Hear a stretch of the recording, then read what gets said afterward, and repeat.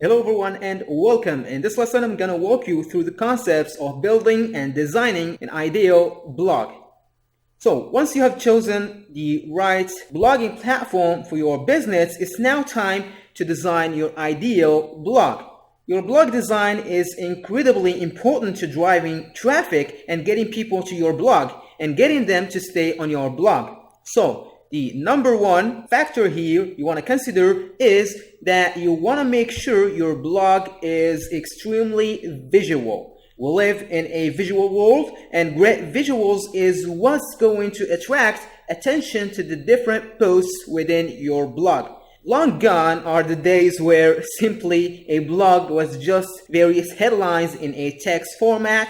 Now companies are getting really innovative in how they design their blogs to have visuals really be the front and center. Now, this means you have to take a lot of time and effort to determine what the best photos are for each blog post. However, having that visual look and feel to your blog is a great way to attract attention. As an example, here is the blog homepage from a company called Uberflip. As you can see, their blog homepage is very visual. It features imagery from each of the top blog posts as well as just headlines. They also have some calls to action put in here as well that are also visuals, but all in all, instead of having just a list of the different blog posts, Uberflip is using visual tiles to get that intrigue, and then they also have a large visual tile to showcase the featured posts.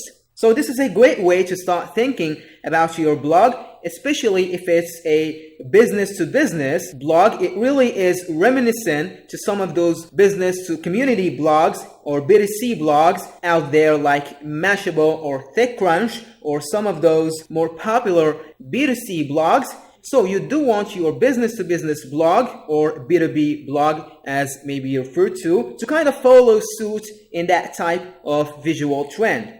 So number two is have a clear conversion goals.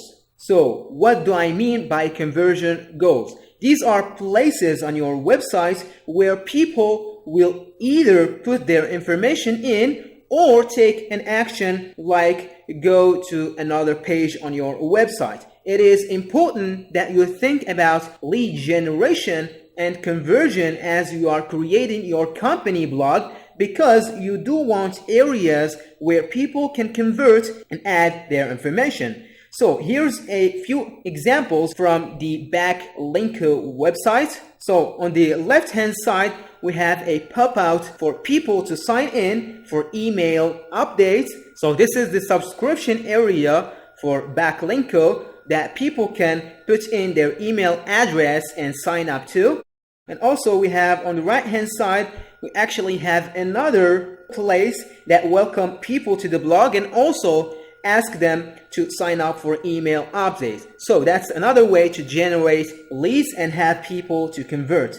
And then at the bottom of every blog post, you can see a section called related resources, and this is a listing of other assets on the resources section. So most likely ebooks or infographics that have similar topics to the blog that a person is currently reading. The idea behind this is once a person is finished reading your blog, they will see the related resources on the bottom and click on one that really applies to what their interests are. So by having clear conversion goals throughout your blogs, you can not only generate leads, but you also are able to tell your readers what you want them to do next.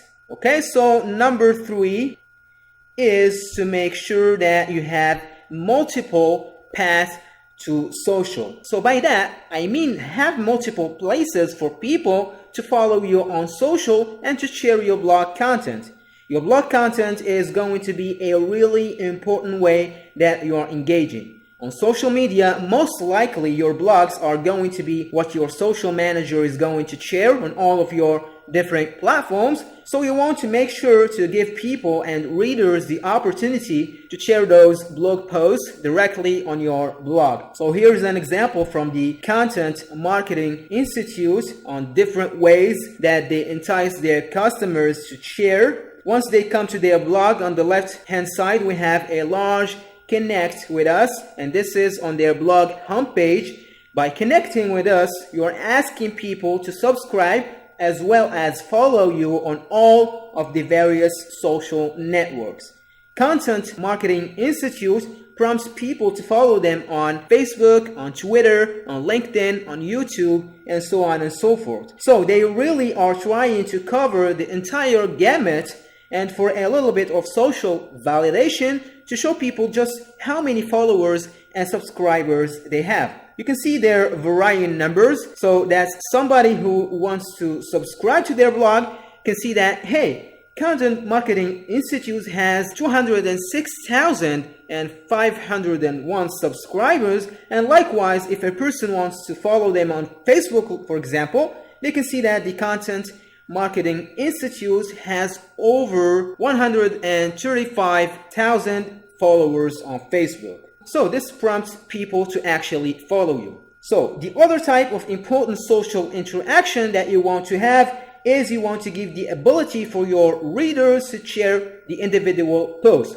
So you want to give social sharing options directly on that home page of that particular post. So as you can see on the right hand side, the Content Marketing Institute gives readers the chance to share their blogs on, for example, LinkedIn, Facebook, Twitter, and Google+, and some companies will even actually have pre-populated social messaging that comes up when somebody clicks on one of these share buttons. That makes it completely foolproof, and it really entices people to share further. So number 4 is offer pre-populated tweets throughout. So these are some examples of what we call pre-populated tweets that a website can show in the right hand side of each blog post. They may take each post and create these pre-populated tweets, so it really takes all of the guesswork out of social sharing, and this could be as simple as a WordPress plugin. For example, if you are using WordPress, you can have these customized tweets appear within the blog post itself as well as externally, and most of the different blog platforms will offer functionality like this. But I have found this to be a really great way to get people to share. If people don't even have to craft their tweets and all they have to do is click really quickly, most people will take that opportunity to share on social, and this is a great way to get your blog out there. So number 5 is to provide a mobile optimized experience. Your customers are multi-device, and it's extremely important to make sure that your blog is optimized for all different sizes, whether it's a tablet, a mobile phone, or something like that. So here's an example. You can see this blog, for example, on a regular size screen, either on a laptop or a desktop screen, and you can see how that's going to look like on either a tablet or on a mobile phone. So as you can see, the blog will be condensed for the mobile and the tablet versions. The menu gets condensed, and it is a great user experience. A user can very quickly scroll through and read the blog post without any difficulty. What you don't want is for your blog not to be mobile optimized, and for people to have to move around and make it smaller to try to read your content. So always make sure to provide a mobile optimized experience for your blog. And number 6, add personality with other bios. This is something that I don't see a lot of companies do. However, I think it is really important. Besides just having just a name and a link for your different authors, why not include an author bio either under the blog post or on the upper right hand side? For example, the author of Backlinko, Brian Dean, includes a headshot of himself. He includes a short bio. You can follow the other on Twitter, for example. And so this is a great way to not only show the human side of your blog, but also to showcase its authors and get them more followers for their own personal brand. So your blog design is a critical part of your blog success. Go over the suggestion options and choose the right ones for your business. Alright, so that was a look at how to design your ideal blog. Let's move on to the next lesson and talk about determining blog post cadence and mix.